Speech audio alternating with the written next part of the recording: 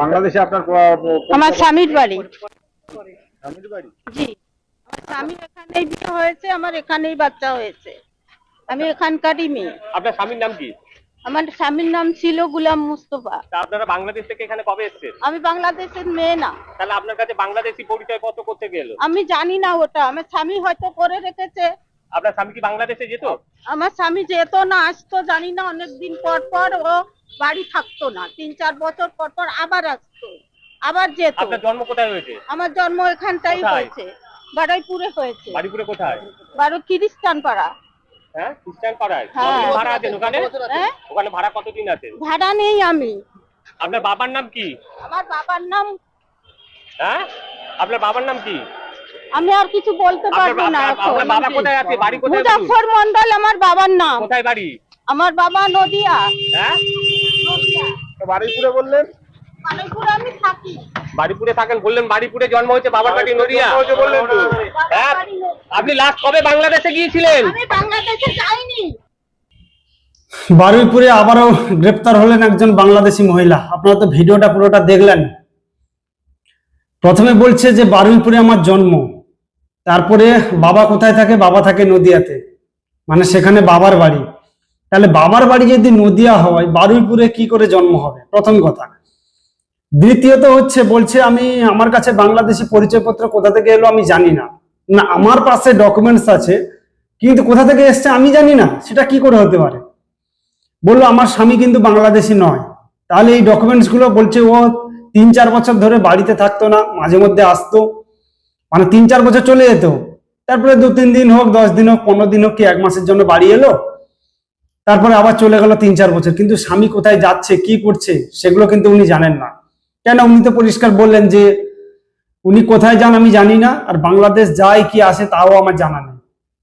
মানে চিন্তা করতে পারছেন? মানে আমার তো সন্দেহ হচ্ছে যে এদের মধ্যে আবার জঙ্গিরা নেই তো, মানে স্বামী কোথায় যায় সেটাই জানে না। তার মানে তো আমাদের তো একটা সন্দেহ তো অবশ্যই আসবে যে স্বামী হয়তো কোনো খারাপ কাজে লিপ্ত থাকে, আর তার জন্য হয়তো ওনাকে বলে না।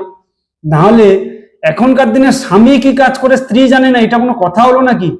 মানে যে এসআইআর শুরু হয়েছে, মানে যেটা নির্বাচন কমিশন শুরু করেছে, মানে সত্যি ধন্যবাদ জানানো উচিত নির্বাচন কমিশনকে যে আপনারা অনেক দেরি করে ফেলেছেন। মানে করছেন তার জন্য অবশ্যই ধন্যবাদ, কিন্তু অনেকটা দেরি করে ফেলেছেন। না হলে এইরকম কয়েক কোটি রয়েছে, কয়েক কোটি না হবে অন্তত 1 কোটির ওপরে হবে পশ্চিমবঙ্গে রয়েছে। যেখানে বিহারের মতো জায়গাতে যদি 65 লক্ষ হতে পারে, সেখানে পশ্চিমবঙ্গে 1,65,00,000 কোনো ব্যাপারই নয়। তবে সুপ্রিম কোর্ট যেটা রায় দিয়েছে সেটা তো অনেকেই জানে না, ভুলভাল খবর করছে। সুপ্রিম কোর্ট বলছে যে আপনি যা নথি দেবেন তার সাথে আধার দিতে পারেন, তবে শুধু আধার কার্ড দিলে কিন্তু আপনি, মানে আধার কার্ডে দেখবেন পরিষ্কার ভাবে লেখা আছে, কোনোভাবে সুপ্রিম কোর্ট একটা রায়ও দেয়নি। যা মিডিয়াগুলো, মেইন স্ট্রিম মিডিয়া ভুলভাল খবর দেখাচ্ছে যে আধার কার্ড বাধ্যতামূলক, দেখালেই নাগরিকত্ব প্রমাণ হয়ে যাবে, এরকম কোনো খবর নেই। সুপ্রিম কোর্ট যে রায় দিয়েছে সেখানে যা পরিষ্কার লেখা আছে, সেখানে বলা রয়েছে যে আপনি যে ডকুমেন্টস গুলো দেবেন তার সাথে আপনি আধার কার্ড দিতে পারেন, কিন্তু তার মানে এই নয় যে আমি বাকি ডকুমেন্টস দেবো না, শুধু আধার কার্ড দেখাবো এবং সেখানে বলবো যে আমি ভারতের নাগরিকত্ব পেয়েছি। সেটা কিন্তু কোনোভাবেই প্রমাণ হবে না। আর একটা যেটা জিনিস, সেটা হচ্ছে আপনি আধার কার্ড দেখবেন, আধার কার্ডে কিন্তু পরিষ্কার ভাবে লেখাই রয়েছে যে Aadhaar is your identity not your citizenship. মানে সেটা আপনাকে বলা হচ্ছে যে আপনার পরিচয়পত্র আধার হিসেবে মানে গণ্য করা হবে, কিন্তু আপনার নাগরিকত্ব হিসেবে কখনোই নয়। সেটা কিন্তু প্রথম থেকে যাদের কাছে আধার কার্ড আছে আপনারা কখনোই দেখেন না এই বিষয়টা। আমিও দেখেছিলাম না, তো রিসেন্ট আমি জানলাম। আধার কার্ডের উল্টো দিকে আপনি দেখবেন লেখা আছে, উল্টো পাশে সেখানে পরিষ্কার লেখা আছে Aadhaar is your identity not your citizenship. তার মানে হচ্ছে আপনার পরিচয়পত্র হিসেবে আধার গণ্য হবে, কিন্তু নাগরিকত্ব হিসেবে নয়। তো বাংলাদেশি এটাকে তো আমরা দেখেছি, প্রচুর মানুষ অ্যারেস্ট হয়েছে, ধরা পড়েছে, অনেকে ভয়ে পালিয়েও গেছে।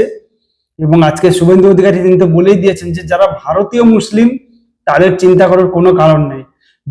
যে কথা আমি এর আগেও ভিডিওতে বলেছিলাম, অনেক ভিডিওতে দেখেছি, আবারও আপনাদের জানাচ্ছি, শুভেন্দু অধিকারী যে মুসলিমদের নিয়ে কথা বলেন তারা কিন্তু ভারতীয় নয়, তারা হচ্ছে বাংলাদেশির রোহিঙ্গা মুসলিম, যারা এই রাজ্যে এসে বিজেপিকে বদনাম করার চেষ্টা করছে এবং বিজেপির মানুষদেরকে, যে আপনারা দেখেছেন যে এই যে গন্ডগোল হয়, মানুষকে খুন করে দেওয়া, মেরে ফেলা, এদের পেছনে কিন্তু বাংলাদেশের রোহিঙ্গাদের হাত বেশিরভাগ থাকে। তার কারণ এরা তো জানে যে আমাদের কোথাও যাওয়ার জায়গা নেই, তো এখানে যতক্ষণ আছি মানুষকে মেরে দেখে দেবো, মানে দিদির হয়ে। অ্যাকচুয়ালি এর কিন্তু দিদির ভোট ব্যাংক, এটা কিন্তু ভুলে গেলে চলবে না যে মমতা ব্যানার্জি ভোট ব্যাংক নেয়। তারপরে ভাইপো রয়েছে, ডায়মন্ড হারবার 7 লক্ষ প্লাস, সেটা নিয়েও কেস চলছে, কি হবে সেটা পরে বোঝা যাবে। তো এটাই হচ্ছে বর্তমান পশ্চিমবঙ্গের পরিস্থিতি। শেখ সালমা বেগম বাংলাদেশি মহিলা, সবকিছু কিন্তু ডকুমেন্টস রয়েছে, তাও বলছে আমি জানি না কোথা থেকে এসছে। মানে এদেরকে আপনি কি বলবেন? রাজ্য সরকার এদেরকে দিয়েই ভোটগুলো নিয়েছে। যাই হোক, যদি আপনাদের কিছু বলার থাকে অবশ্যই কমেন্ট করে বলবেন। আর আমার চ্যানেলে প্রথমবার এলে সাবস্ক্রাইব করে রাখুন, যাতে আমি ভালো ভালো নতুন নতুন খবর আপনাদের কাছে পৌঁছে দিতে পারি। সবাই ভালো থাকবেন, সুস্থ থাকবেন।